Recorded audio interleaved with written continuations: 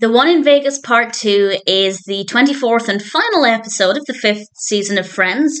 Kind of scary to be at the end of the 5th season. This is directed by Kevin Bright, and as always there will be spoilers from now as I go through the episode and share some thoughts. And as with the previous episode, I'm going to go through things chronologically. Usually with Friends, I don't.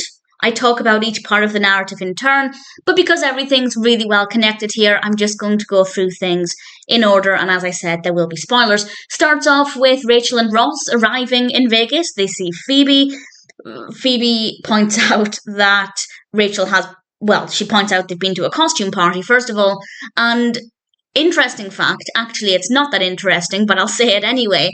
This is the first time I've watched this episode since watching Full House. So this is the first time I understood Phoebe saying that Ross was dressed up as Bob Saget, which I love. One of my favourite things about rewatching Friends is that most of the time when I watch it, I pick up on something that I maybe didn't pick up on the first 20, 30, 40 times I've seen it, because obviously knowledge increases as you get older, and I love that. So that made me quite happy. We then see Joey, who is still going on about his identical hand twin, and there's one scene in particular regarding that I love, but we'll get there in a bit. Chandler tells Monica he's going home, but they do make up, and it turns out his bag was empty because I wanted to make a dramatic scene, but I hate packing. And then Ross is in the bedroom with Rachel, and he's on the phone to the pen company trying to establish how to get the pen off of Rachel's face, and there is nothing that they can do. Joey then decides to go into the bathroom where his identical hand twin is, which is a little bit awkward. And then we have a scene that really changes the direction for Monica and Chandler. They're gambling, and Chandler points out that if they throw another hard 8, they will get married in Vegas that night. And Monica rolls a 4. And the other dice went under the table. And what I love about this is that Monica says it could be a 4 or a 5 because of the way the dice landed. And it was up to Chandler to determine what it was. And he was the one who decided that she'd rolled a 4 and they're going to get married. Meanwhile, Ross and Rachel are playing card games in their hotel room. They are very, very, very drunk. And Joey comes in briefly. And then Ross and Rachel decide that they want to leave the room. So they draw cat whiskers on Ross, which I love. I think it looks fantastic. There's something, Rachel's looks fine. It's amusing. But there's just something about the cat features on Ross that I particularly enjoy. And Monica and Chandler are then getting ready for their wedding.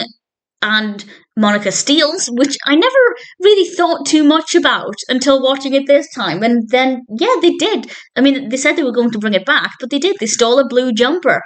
And that's a little bit of an awkward moment. And then we get 2 final amazing scenes. It's a very quick episode. We do a lot of jumping around, going back and forth between different characters, but in a way that's really entertaining. There's always something fun happening, and it's really unpredictable. And in the second to last scene, I believe it's the second to last scene, Joey is with his identical hand twin, and Phoebe comes up in this rather well-written bit of dialogue. She talks about how she's in the business world and she's lost her file of facts in meeting room B or whatever it was, and then she happens to point out that she, a stranger, notices Joey and the identical hand twin have identical hands, and the identical hand twin just keeps telling them to stop it, and then please stop it. He's getting really desperate, and ultimately tells Joey that he will chop off his hand and give it to Joey if they stop it. Very dramatic, but it sounds like an exhausting experience. And then Monica and Chandler are about to get married. And I kind of do wonder what would have happened if they'd gone through with it. I think, obviously I'll talk about what does happen in a moment, but I think Monica would have regretted it.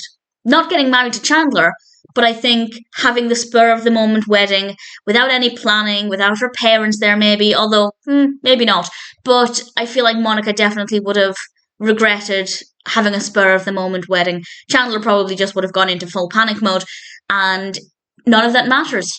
Because ultimately what happens is that Ross and Rachel come out of the chapel as newlyweds, and it's an absolute delight.